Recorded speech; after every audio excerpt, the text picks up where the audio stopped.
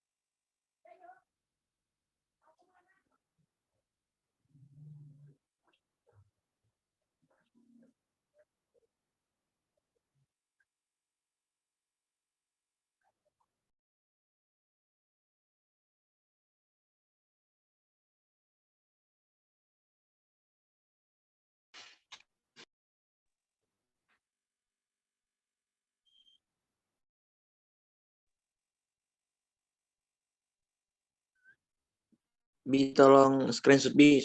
Semua peserta yang hadir, Bi.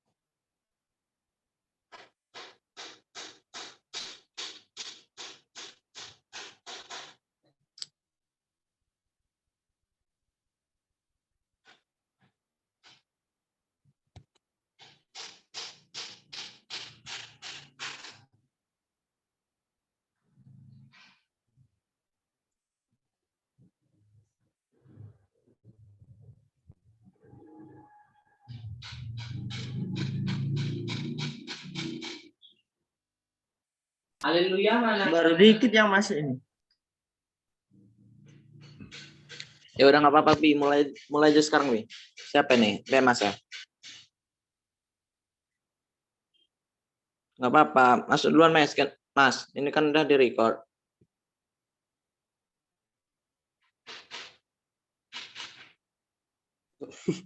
Kan kakaknya belum masuk, udah mau mulai. Dia nyuruh. Sinyal dia jelek. Mulai langsung apa nunggu dulu nih? Emang boleh? Sekarang aja. Ini bukan premium ini. Oh, langsung aja. Yo, Gak ada apa-apa tuh. nggak apa-apa. Apa Ki? Ya nggak apa-apa, dia nyuruh. Oh, oke. Udah bagi berapa? Ya. Assalamualaikum warahmatullahi wabarakatuh. Waalaikumsalam warahmatullahi wabarakatuh. Izin memulai presentasi. Kami dari kelompok 6 izin presentasi yang berjudul Good and Clean Governance atau pemerintahan yang baik dan bersih. Izin memperkenalkan diri. Nama kelompok kami yang pertama Femas Desatrio sebagai moderator, Dimas Andika sebagai pemateri 1, Repki Ernanda sebagai pemateri 2, Tiga Praditya sebagai pemateri 4, dan pemateri 3, dan Fadli Afif Pratama sebagai pemateri 4.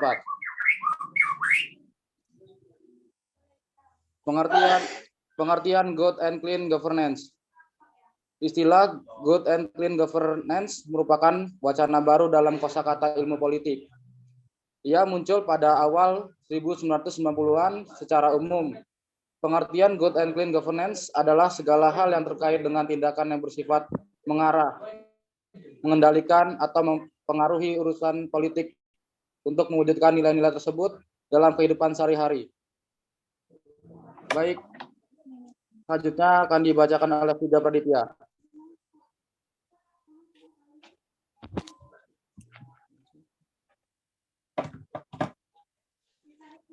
Oke, materi selanjutnya akan saya sampaikan prinsip-prinsip good and clean governance.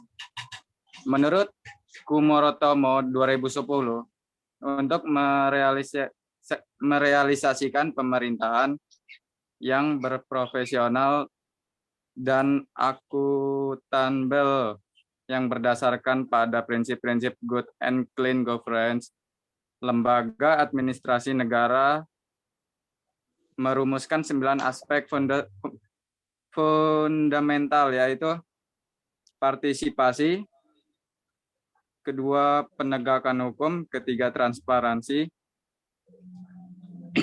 keempat responsif, kelima orientasi kesepakatan, keenam keadilan, ketujuh efektivitas dan efisiensi, ke-8 akuntabilitas, ke-9 visi strategis. Baik, selanjutnya akan dibacakan oleh Repki Ernanda. Selanjutnya, manfaat tata kelola pemerintah yang baik. 1. Berkurangnya secara nyata praktik KKN di birokrasi. 2. Terciptanya sistem kelembagaan dan ketatalaksanaan pemerintah yang bersih, efisien, transparan, profesional, dan akuntabel. 3. Terhapusnya peraturan undang-undang dan tindakan yang bersifat diskriminatif terhadap warga negara, kelompok, atau golongan masyarakat. 4. Partisipasi masyarakat dalam proses kebijakan mutlak dilakukan dan difasilitasi oleh negara atau pemerintah. 5. Peningkatan kesejahteraan rakyat dalam kerangka otonomi daerah.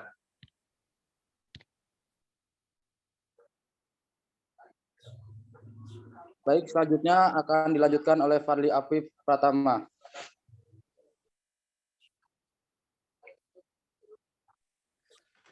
Oke, selanjutnya good and clean governance dan kontrol sosial. Yaitu 1. Penguatan fungsi dan peran lembaga perwakilan dan penguatan peran lembaga perwakilan rakyat atau MPR, DPR, dan DPRD. Itu mutlak dilakukan dalam rangka peningkatan fungsi mereka sebagai pengontrol jalannya pemerintah. Dan yang kedua, kemandirian lembaga peradilan dan untuk mewujudkan pemerintahan yang bersih dan berwibawa berdasarkan prinsip good and clean governance dan peningkatan profesionalitas aparat penegak hukum dan kemandirian lembaga peradilan mutlak dilakukan.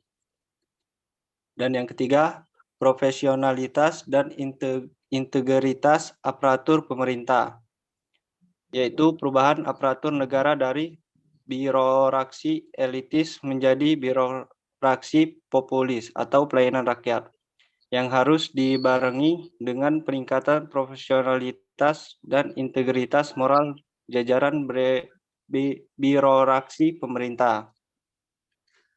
Dan yang keempat, penguatan partisipasi masyarakat madani atau civil society, yaitu peningkatan partisipasi masyarakat adalah unsur penting lainnya dalam merealisasikan pemerintah yang baik dan berwibawa. Dan yang kelima, peningkatan kesejahteraan rakyat dalam kerangka otonomi daerah. Oke, terima kasih. Baik, selanjutnya akan dilanjutkan oleh Dimas Andika.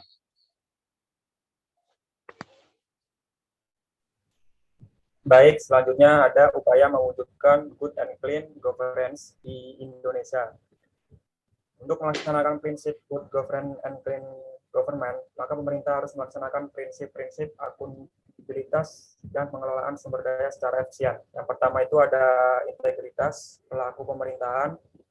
Peran pemerintah yang sangat berpengaruh, maka integritas dari para pelaku pemerintahan cukup tinggi, tidak akan terpengaruh walaupun ada kesempatan untuk melakukan penyimpanan, misalnya korupsi. Yang kedua, ada kondisi politik dalam negeri. Jangan menjadi dianggap lumrah setiap hambatan dan masalah yang dihadirkan oleh politik. Bagi terwujudnya good governance konsep politik yang tidak atau kurang demokratis, yang berimplikasi pada berbagai persoalan di lapangan. Yang ketiga ada kondisi ekonomi masyarakat. Krisis ekonomi bisa melahirkan berbagai masalah sosial yang bila tidak teratasi akan mengganggu kinerja pemerintahan secara menyeluruh. Yang keempat ada kondisi sosial masyarakat. Masyarakat yang solid dan berpartisipasi aktif akan sangat menentukan berbagai kebijakan pemerintahan, khususnya dalam proses penyelenggaraan pemerintahan yang merupakan perwujudan real good governance. Masyarakat juga menjalankan fungsi pengawasan yang efektif dalam pelaksanaan penyelenggaraan pemerintahan. Namun jika masyarakat yang belum berdaya di hadapan negara dan masih banyak timbul masalah sosial di dalamnya seperti konflik dan anarkisme kelompok, akan sangat kecil kemungkinan good governance bisa ditegakkan. Yang kelima ada sistem hukum. Menjadi bagian yang tidak terpisahkan setiap penyelenggaraan negara.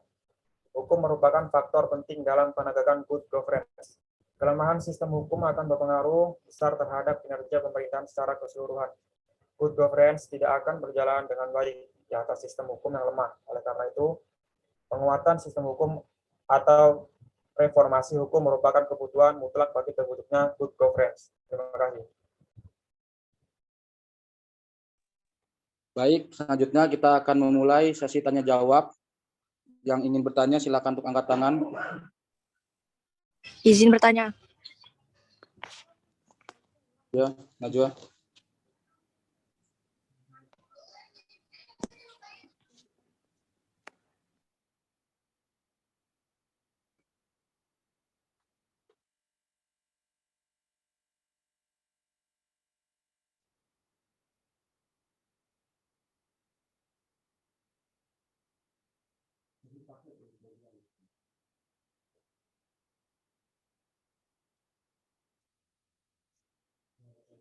Udah, Ki.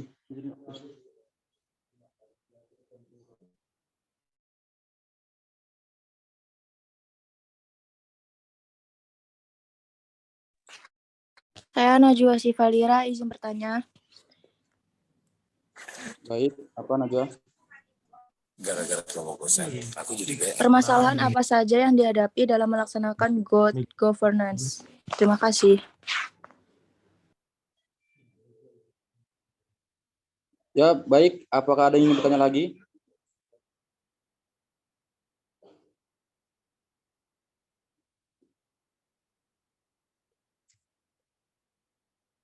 Apa sih? Iya. Ya, Riki tadi angkat tangan, mau bertanya apa?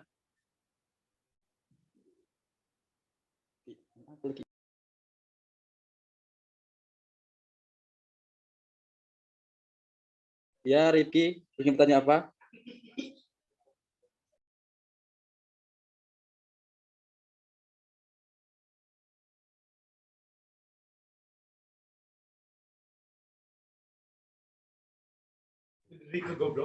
Riki, ingin bertanya apa?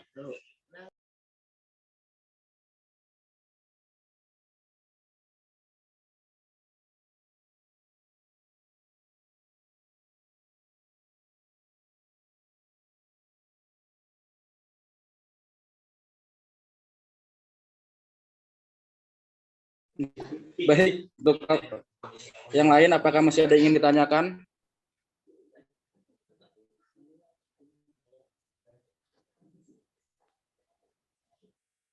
Bisa diamatkan teman.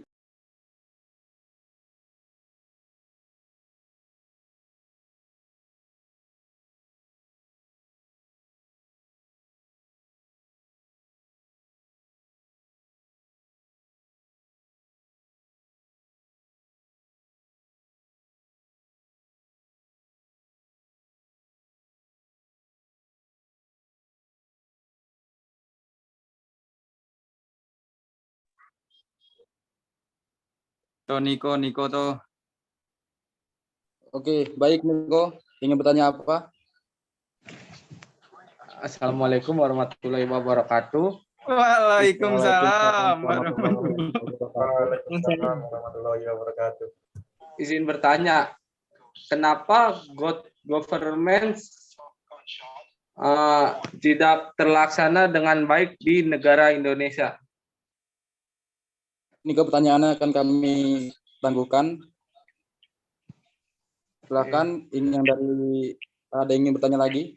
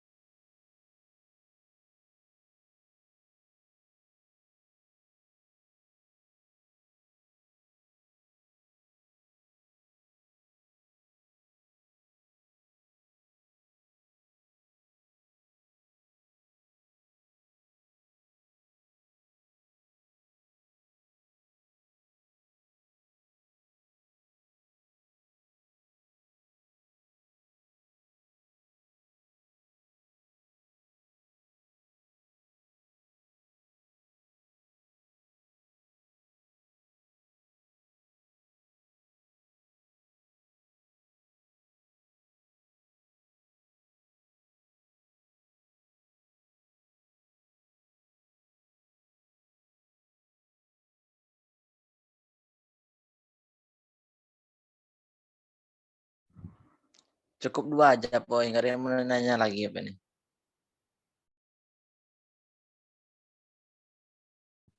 Jawab dulu aja nggak sih?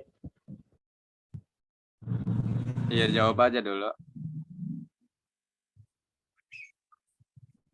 Oke, baik, kita akan menjawab pertanyaan dari Najwa Sivalira yang akan dibacakan oleh Dimas Andika.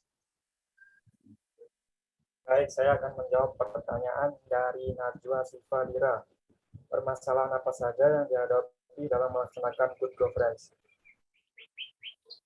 Yaitu korupsi, kolusi, nepotisme, pungutan liar, kesewenang-wenangan, penyerobotan, penindasan, penistaan, dan sebagainya. Kanti mendera para pengelola negara, langkah dan kebijakan untuk menghentikan praktik-praktik yang menghambat perwujudan good governance pun dilakukan. Gimana, Najwa? Terus itu gimana? Kok di Indonesia ada istilah hukum tumpul ke atas dan tajam ke bawah, itu maksudnya gimana? Gimana? Gimana, Wan?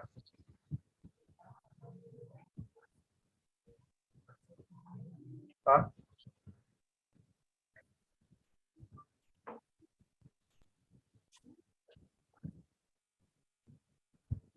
Gimana tadi, Bang?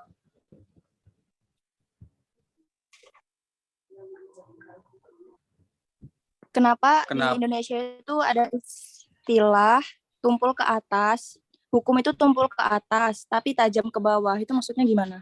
Oh, ini memiliki makna bahwa pada kenyataan yang terjadi di negara ini, keadilan lebih tajam dalam menghukum masyarakat kelas bawah dibandingkan masyarakat kelas atas atau pejabat tinggi. Karena cukup belum? Terima kasih. Oke, terima kasih.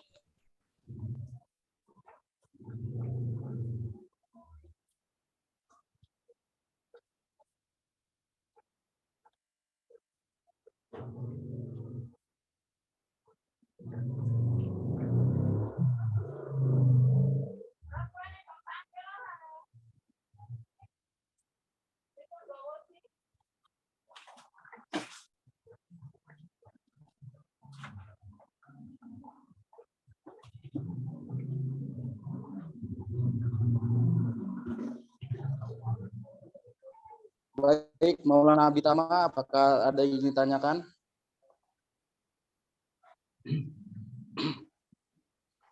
Sebelumnya, Assalamualaikum warahmatullahi wabarakatuh.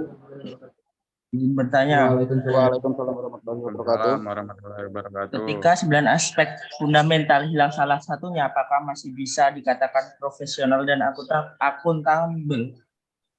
Oke, baik, pertanyaan Nabi. Oke, terima kasih.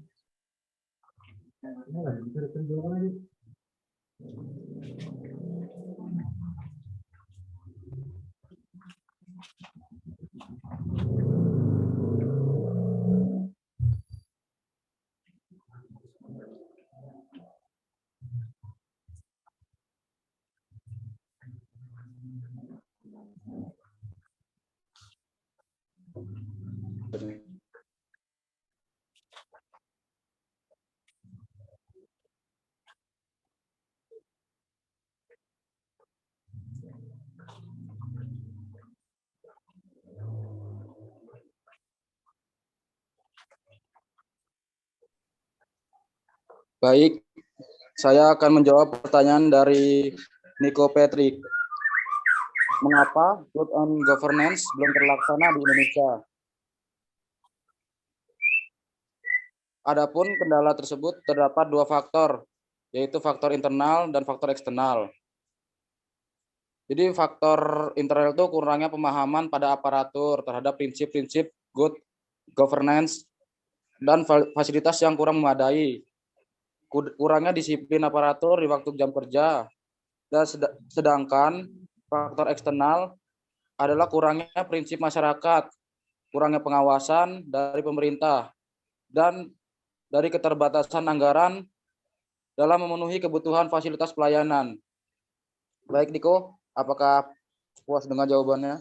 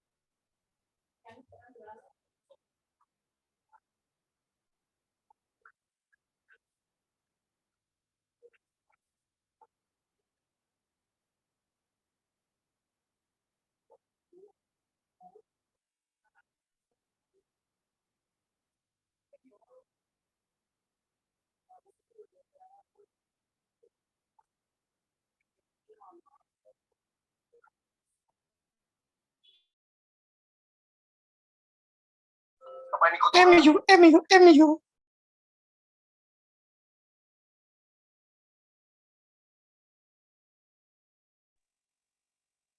Mohon dipercepat ya guys. Bentar lagi mati.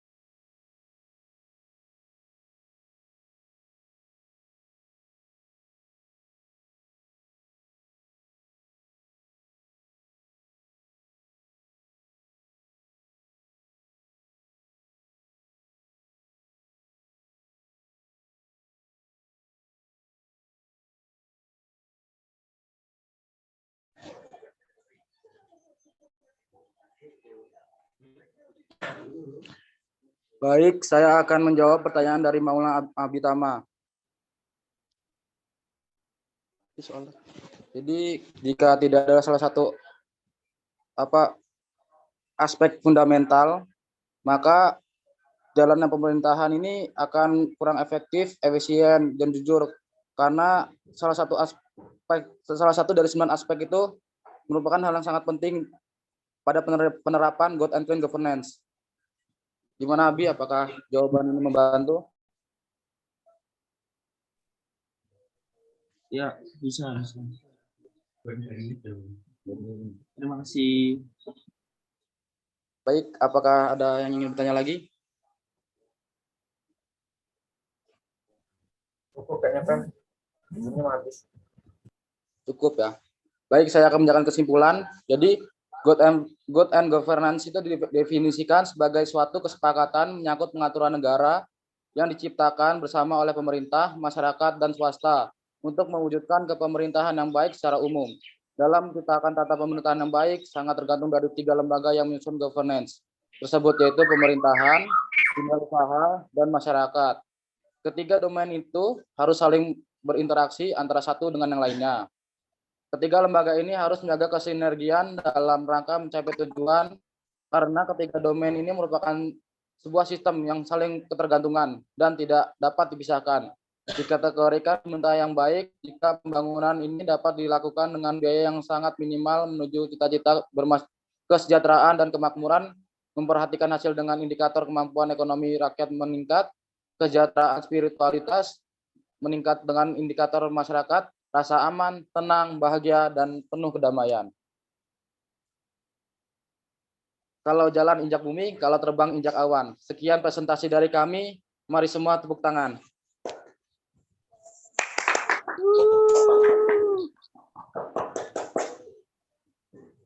Baik, presentasi dari kelompok 6 kami akhiri. Wassalamualaikum warahmatullahi wabarakatuh. Waalaikumsalam warahmatullahi wabarakatuh. Viga, Mardiga.